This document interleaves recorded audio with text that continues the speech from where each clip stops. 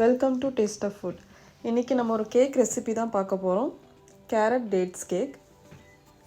இந்த கேக்கில் நம்ம கேரட் டேட்ஸ் கோதுமை மாவுலாம் யூஸ் பண்ணி பண்ணுறதுனால இது ஒரு ஹெல்த்தியான கேக்குன்னு சொல்லலாம்.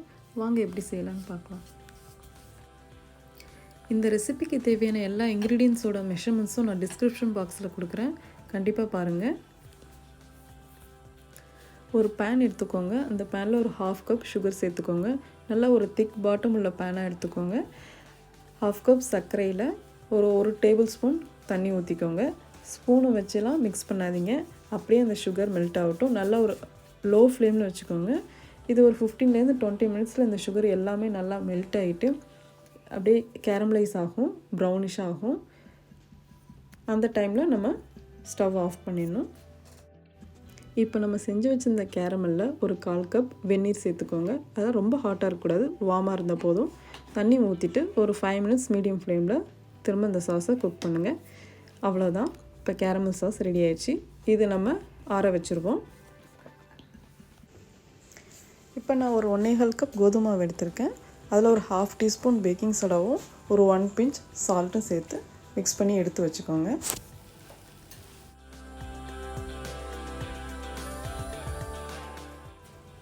அடுத்து ஒரு மிக்சிங் பவுலில் 2 முட்டை சேர்த்துக்கோங்க.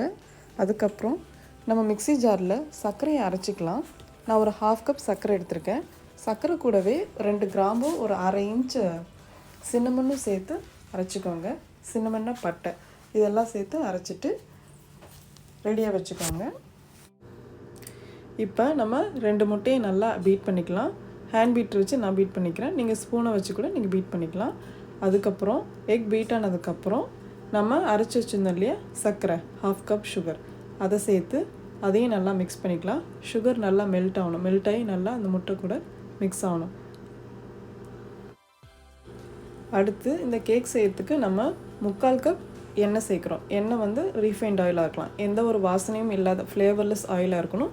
3/4 கப் எண்ணெயை கொஞ்சம் கொஞ்சமாக சேர்த்து அதே ஹேண்ட் பீட்டரால் நல்லா மிக்ஸ் பண்ணுங்கள்.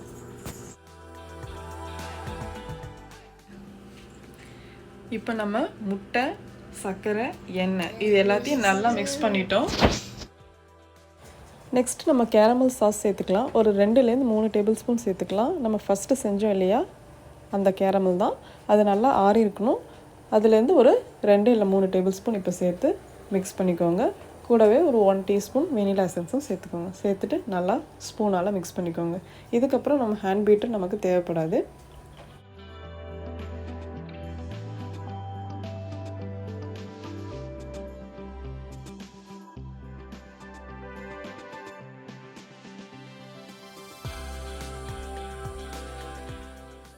இப்போ நம்ம 1 கப் துருவின கேரட்டும் 1 கப் நல்லா கட் பண்ண டேட்ஸும் சேர்க்க போகிறோம். டேட்ஸ் மட்டும் நீங்கள் என்ன பண்ணணுன்னா ஒரு 1 டீஸ்பூன் இல்லை 1 டேபிள் ஸ்பூன் மைதா இல்லை கோதுமை மாவில் அந்த டேட்ஸை கொஞ்சம் மிக்ஸ் பண்ணிக்கோங்க. அப்படி மிக்ஸ் பண்ணிங்கன்னா டேட்ஸ் வந்து நம்ம கேக் பண்ணும்போது பேனுக்கு அடியில் போகாமல் கேக்கோடு நல்லா மிக்ஸ் ஆகி வரும்.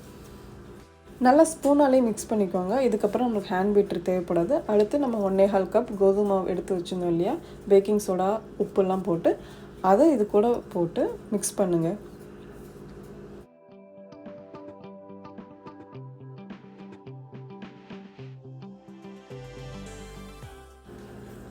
மாவு நல்லா மிக்ஸ் ஆன போதும் ஸ்பூன் வச்சு இந்த மாதிரி திருப்பி மிக்ஸ் பண்ணுங்கள். ரொம்ப ஓவராக மிக்ஸ் பண்ண வேணாம், அப்படி மிக்ஸ் பண்ணால் கேக் ரொம்ப ஹார்ட் ஆகிடும். அவ்வளோதான். இப்போ நல்லா நம்ம மிக்ஸ் பண்ணியாச்சு. இப்போ நம்ம கேக்கை வந்து பேனில் போட்டு பேக் பண்ணிடலாம். கேக் பேனில் நல்லா பட்டர் தடவிக்கோங்க. பட்டர் இல்லைன்னா பட்டர் பேப்பர் போட்டுக்கோங்க. போட்டுட்டு நீங்கள் பேட்டரை அதில் ஊற்றிட்டு ஒரு 3 தடவை தட்டிக்கோங்க பேனை. அதுக்கப்புறம் நீங்கள் ஓவனில் வச்சிடலாம். ஓவனில் ஒரு 35 to 40 மினிட்ஸ் பேக் பண்ணுங்கள். ஒரு 350 டிகிரி ஃபாரன்ஹீட் நான் வச்சுக்கிட்டேன். ஓவன் இல்லைன்னா நீங்கள் இட்லி பாத்திரத்தில் கூட இந்த கேக் பேக் பண்ணிடலாம். ஓவன் இல்லாமல் எப்படி கேக் பண்ணலாம் அப்படிங்கிறத நான் கண்டிப்பாக நெக்ஸ்ட் வீடியோவில் உங்களுக்கு ஷேர் பண்ணுறேன். இந்த கேரட் டேட்ஸ் கேக் கண்டிப்பாக ட்ரை பண்ணுங்கள். ரொம்ப ஹெல்த்தி, அதே மாதிரி ரொம்ப ஈஸியும் கூட. செஞ்சு பார்த்துட்டு எனக்கு கமெண்ட் பண்ணுங்கள். பிடிச்சிருந்தால் உங்கள் ஃப்ரெண்ட்ஸோட இந்த வீடியோவை ஷேர் பண்ணுங்கள். தேங்க்ஸ் ஃபார் வாட்சிங். பாய்.